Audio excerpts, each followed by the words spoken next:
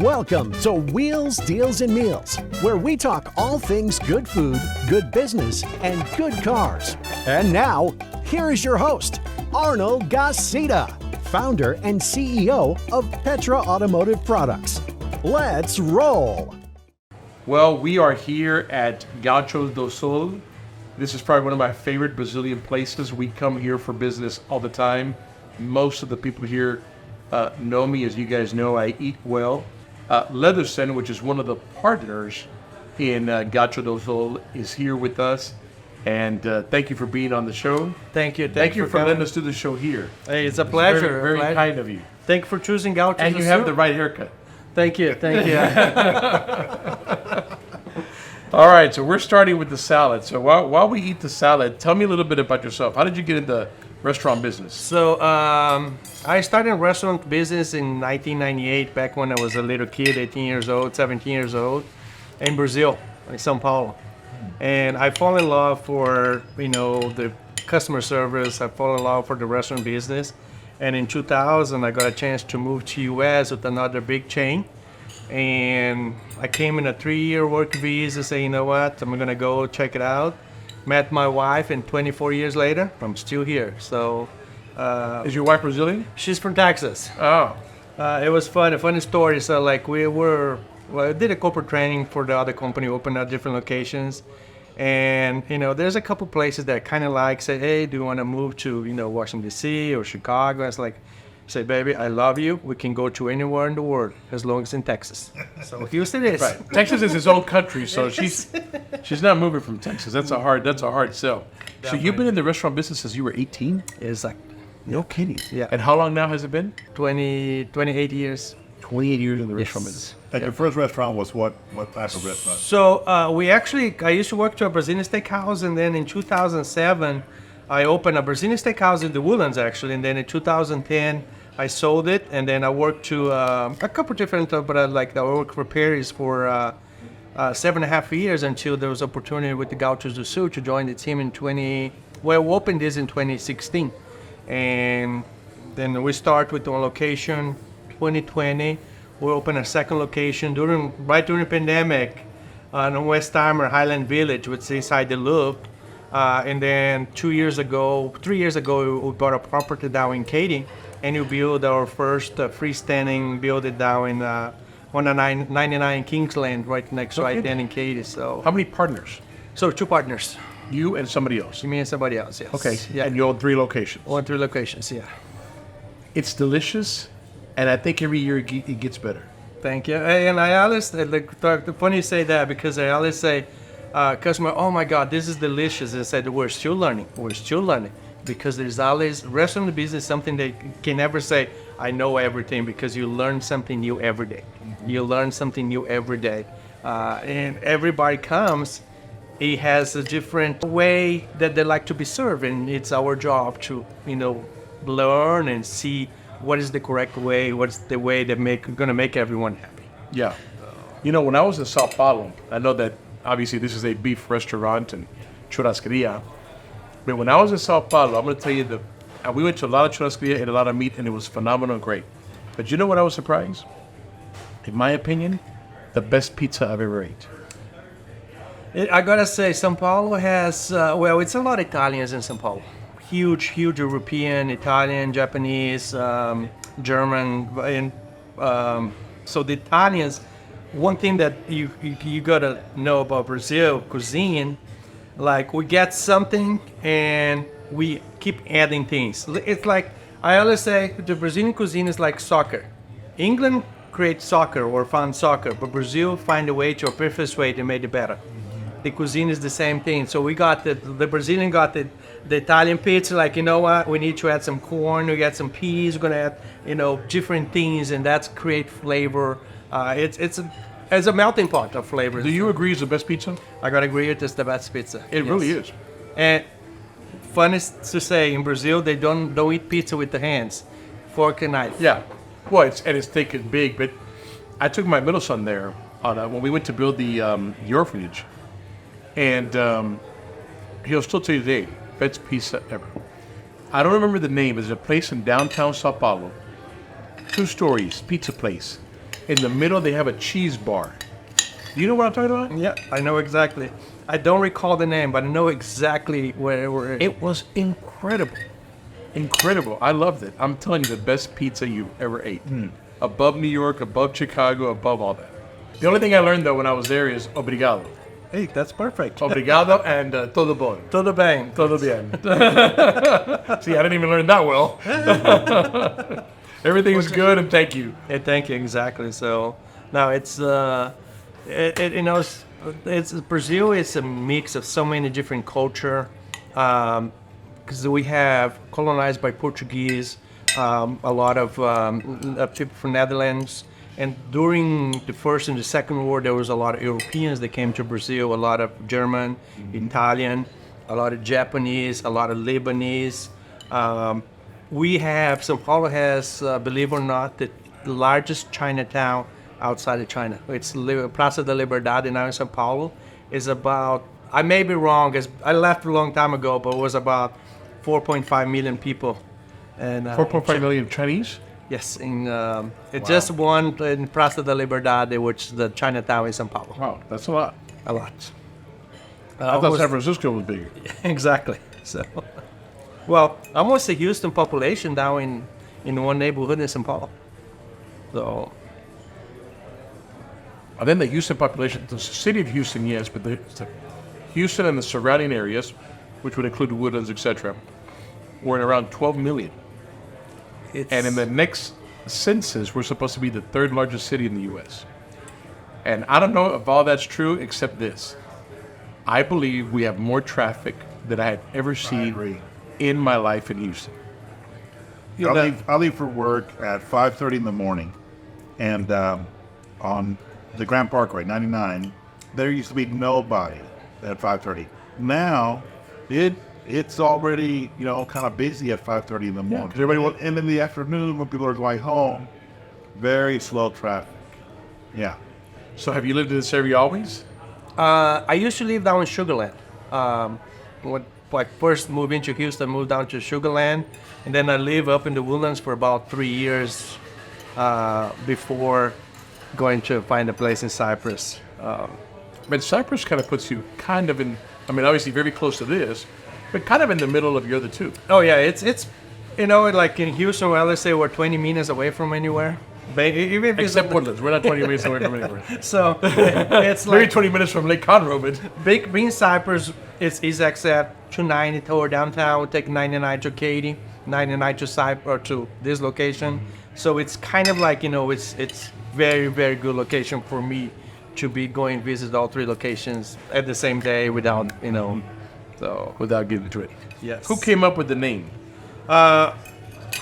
So it's actually, believe it or not, we're like when we were kind of creating the name, the partner said let's do Gauchos Do Sul. Gauchos is the Brazilian cowboy, and that's And his Do Sul son? South. South. Cowboys, So Cowboys of the South. Cowboys from the South or the That South. makes so much more sense now. I can't tell you for how long I thought that was Sun. I'm like, Cowboys of the Sun. So it's I know it's hard in Texas, but it's not the South. So Cowboys of the South. That's perfect. Yeah. Gauchos, a lot of people think Gauchos is from Argentina, but there's an area in South America called the Pampas, which is south of Brazil, Uruguay, Argentina, where the Gauchos come from. So Gauchos is like, what is Gauchos? Like Gauchos is more like a way of life than anything else, because we get everything fresh from the ground. We get the cattle, everything's right there. So it's like that's the way that we live. We're gonna enjoy in a little bit the way that it's carved the meats. That's how we cook in Brazil. We get the family together, we make a fire pit, put all the meats in this skewer, and that's how we serve it. That music and dancing. Yes. Yeah. So That's what I remember doing in Brazil. We were eating at 9, 10 o'clock at night, music and dancing. Nobody's worried about waking up the next morning for business. no. It's it's funny because if you go to a restaurant at 7 o'clock in the afternoon, the It's evening, empty. you're gonna be the only ones there. You're going there at 10 o'clock, 11 o'clock at night. There'll be a line outside the door. I had to get used to that. I was there one time and they left me at the hotel and said, okay, we'll be back to pick you up. And so I get in the shower and I get ready at 6:30, nothing. 7:30, 8. I'm like, man, did they forget about me? Maybe I understood wrong. Maybe I got to eat at the hotel. So I call the guy. I go, hey, are we still going out to dinner? Oh, yeah. We'll pick you up around 9:30. I'm like, 9:30? We were out. We ate. We were at the restaurant till like midnight. And then after that, we went to somebody's house because they wanted to drink and smoke. You know? And then in the morning, it's like, well, we'll do 10. 9:30, 10, you know? No, it's incredible. And joking like how I've been here for so long. The last time I went to Brazil 2 years ago, I have my wife and I have 2 kids, a boy and a girl, and they were hungry. Like it was 6:30 in the afternoon, 6:30. Like, okay, let's go eat somewhere. We couldn't find a restaurant open at 6 o'clock. Wow. They're like, everyone like, oh, we don't open till 7. Or we don't open till 7. We don't open till 7. It's like, it's the culture and the way that. Yeah. You know, here it's like we have a business meeting. We're going to bring lunch in, right? Call sandwiches or something and have lunch bring, and we're going to work through lunch. Right. Well, you go to somewhere like Chile or Brazil or Argentina, and it's the opposite. We're not working through lunch. We're going to stop, and we're going to go have a 2-hour lunch at least, and make it coffee afterwards. And then we'll pick up And the then business turn back again. out. It's a different, like I said, it's a way of life. Yeah. It's a different style of. All the Americans get anxious. We're like, okay, you know, what are we here for again? All right. Well, I'm excited to try the meat. Okay, so now is the fun parts of Gauchos Do Sul. So I don't know if you've been here or not. I know you have several times, but this is the key for the meat servers, the gauchos. So when you're ready for the meat, you just flip this to the green, and they're gonna come around. And, I am ready. There we go. And they're gonna come I like it. around Yes, and start to please. bring all the meats for you. All right. Perfect. Oh, there you go. Hello, sir. Excuse me. We're tracing that. Is it ribeye? Ribeye. Is this a ribeye steak? You want to like medium rare, or how you Medium like it? rare, medium rare, right? And just This is one of my with, favorite ribeyes. Yeah. That is good. Thank you, sir. You want to try some ribeye? Yes, please. Thank you. One thing that we proud ourselves is the quality of meat. All the good. meats that we do perfect. I was Thank wondering you. what these were for. Yeah. So it's medium rare, or how you like it? Medium rare friend. Medium rare. All right. That is good for you. Yeah. All right. Enjoy it. So we proud ourselves of the quality of the meats that we serve. Everything is prime, highest quality of meat out there, and we want to make sure the guests come in and have the experience of their time. They like. I can tell you that every time I come in here, the meat is delicious. And I'm gonna tell you something else. I don't know if you want to give away the secret, but what do you guys use for seasoning? It is so good. So a lot of the meats that we only use rock salt, like the picanhas, the bottom sirloin. This is the only rock salt just for the flavor. This one over here, we create our house seasoning, because ribeye, it has a lot of flavor. This is the rock. It's a house season that we created to give it a nice flavor. Yes. This also information. This is the best. Here. There you go. I feel like we're at a cigar bar. So what are you trying right now? It is something that is not on the menu yet. This is called the Brazilian Old Fashioned. Aged cachaça, aged in American oak barrels. And then I do, of course, fresh agave, chocolate and regular bitters with a little Luxor cherry on top. So who came up with this? It was a couple weeks before Father's Day. I was like bored and like, what am I going to do? Good job. Cheers, brother. Thank you for letting us be here. Cheers. Cheers.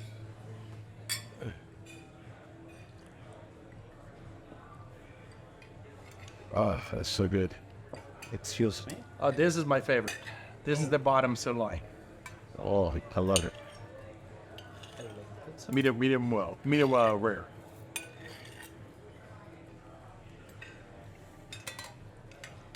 Thank you. Yeah. What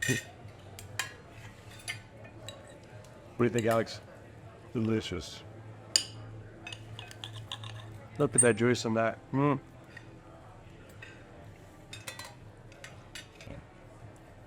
To me, the seasoning here is on point, so delicious. Well seasoned, not over seasoned. For us, seasoning is very delicate, very important, because you're not getting the whole piece of steak or get just a sliver. So it has to be just the right amount of seasoning. So you have to go back and reseason, Reseason every time. put it back in the Put it fire. back in the grill. We have a rotisserie grill. People ask how many chefs they have in the kitchen. So like the chefs, they're right here on the floor serving the meat for you, and they go back, they season, they put in the grill, and it's a rotisserie So grill. that's how it works. So it looks like a fresh cut every cut because you go back with the season, put back in the grill, get the little. Excuse me, this is the house special picanha. I'm sure that's one of your favorites. It is. This is like when you see this, you know it's a watering Brazilian it, one steakhouse. Another one. Another one, right? Thank you. Enjoy. This is the house specialty, right? This is the house specialty. So, funny story. So we moved to U.S. about 20 years ago, or 19. The first churrascaria opened in Dallas, 1997, 1998. Special? Small piece. And this cut over here, they didn't have in U.S. Because this is the part of the sirloin cut. So they didn't have. They actually Cargill. They send people to Brazil to see exactly how they cut. Because they have the big sirloin, but they will remove all the fat, that good part over here on top. That is what makes the picanha. They were cutting to take it off. I was like, no, that's what keep the meat moist. So what is the secret of you cooking it? Because I've tried picanha at my house, and it does not come out as tender as this. I mean, first Slow? They cook pretty fast. The grill is about 500 degrees. So, but the one thing is it's prime, so it's gonna be Quality of the meat. quality of meat that's prime. And of course, when you see the picanha is a flat piece of meat, and then you put in the skewer, you have to turn into Right. the sea. And when you turn the sea, when you cook at the high temperature, it breaks it down. The muscle, right. The muscle, so that's why it's so tender and juicy. Like And of burns. course, the layer of fat on top, it helps. When with can the you come to flavor. my house? I'm kind of busy right now, but we'll set it up a date. Okay, what's your favorite car? What is the car that you want to have one day? The dream car. Now I gotta put him against the wall over here. I always say the car my dream car I drive right now because that's the one I have. But if I ever drive, like my dream car, it gotta be a Lamborghini. Okay. It just, there is a history behind the Lamborghini that I really enjoy. I really like how did the guy went from building tractors to build a, machine that is, incredible. You know the history because you know what? A lot of people don't know that he started with tractors. Exactly. So, Did you know that? I did not know that. Yeah. Lamborghini started with tractors. So what are these? So this is the size that goes with it. This is a polenta. Polenta is a cornmeal. It's actually an Italian dish, but like I said before, there's a lot of Italians in Brazil. It kind of like very popular in Brazil. A little mashed potato with cheese and a little paprika on top. And this is chimichurri. Man, we should have tried this. Chimichurri is a South American sauce they'll do for the meats. There's different style. This is like if you go to Argentina, you're gonna have one flavor. In Brazil, we do a completely different. In Argentina, they do a lot of dry spices. In Brazil, we do a lot of fresh. We do parsley, garlic, a little bit of tomatoes, onions, olive oil, extra virgin olive oil, and a little bit of white and red vinegar. Now, what's your favorite food? Steak. I can eat steaks every day for breakfast, lunch, and dinner. There you go. We have the lamb chops now over here. That was one of my favorite over here. Lamb chops. Yes. Sir, that's And that's the great thing about the Brazilian Steakhouse. You're not stuck just one piece of meat. You can try so many different varieties. Yeah, I mean you had the chicken here. Yeah. You have to try the chicken. We have a chicken breast with bacon. Yeah, That is that's just delicious. I love just it. amazing. Exactly. So, yeah, he's gonna bring some chicken breast with bacon next. So, Can I excellent. try some chimichurri? It was delicious. All right, let's try it. Let's get some chimichurri. There you go. And then you got the filet mignon over here. That's me. Oh, wow. Filet mignon, sir. Oh, nice. But this is just the appetizer. Wait for the main course for the real meal. Then it's it. Thank you, sir. I'm okay. Thank you very much. This is nice. That's perfect. It looks perfect, cuz. Okay, what's a place that you have not gone to that you want to go to? Italy. Italy. My mom was, my grandma was from Italy, and that's one place that I plan to visit to see where my old Italian comes from. So Kind of trace your roots. heritage. Yes. It. And your wife is a Texan. Texas, born in Waco, Texas. So what do you think? Wow. I'm sad that I have to work tomorrow. Because I wanna just I sit want down, enjoy this, and not wake up. I gotta tell you, this food is absolutely delicious. Every time I come here, the food is excellent. I've never come here where you go, wow, that meat wasn't good. It's always good. So this is something that we're the first Brazilian steakhouse to do. This is a grass-fed New York strip from Argentina. Okay, let's try it. Hey. You hear the sizzle? So this is from Argentina. Yeah, give me the center cut it like that. This is from Argentina, grass-fed. So it is this ranch, in 4-generation ranch in Argentina, that they do. They do a blend of 40% Nelore or 40% Brahma, like count for Brazil, and 60% Angus. Yeah. So they do the blend of the gens and everything. So this is the 4-generation ranch down in Cypress in Argentina. I'm gonna make my friends upset now, my Argentinian friends. Argentina has an amazing beef, but the Brazilian people know how to cook it better. That's a bold statement.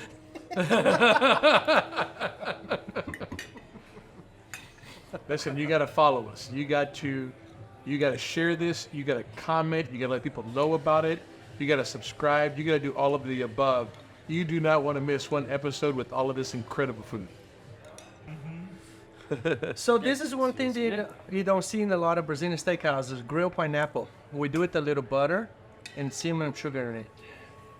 It's great to finish your meal because the pineapple cleans your palate. And you don't go home with the... We need to clean it for the carajillo, For right? the carajillos, exactly. Special. Perfect, thank you. They also say pineapple is good for the diabetic. I'm not too sure in this format, but Oh, you like the chicks? Well, let's put the silver back on the side again. What's the reductions? yes, sir. Let's do this. How many slices? 2? Just one. Honey? Yes, please. This is all you boy. No honey on it, thank you. It is. This is something they want to do for quite a while. And in 2020, That's what it is.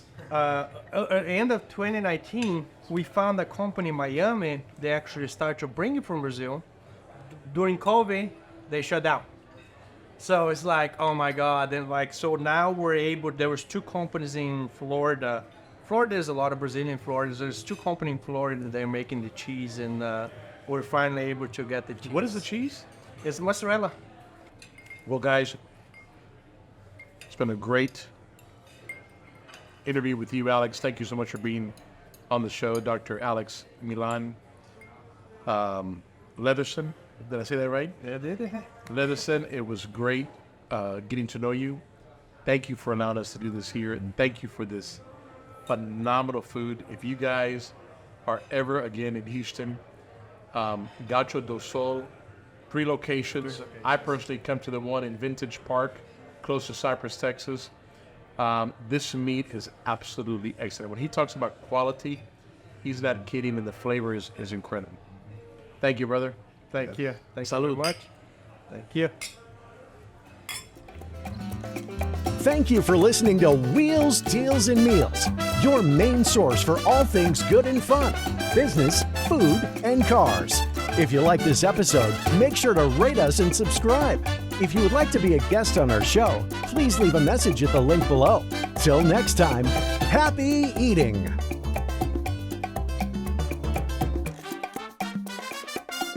So this is carajillo. It's a great way to finish your meal. It's made with espresso and a liqueur 43. This is after dinner, after lunch too, right? Cheers, Cheers. guys.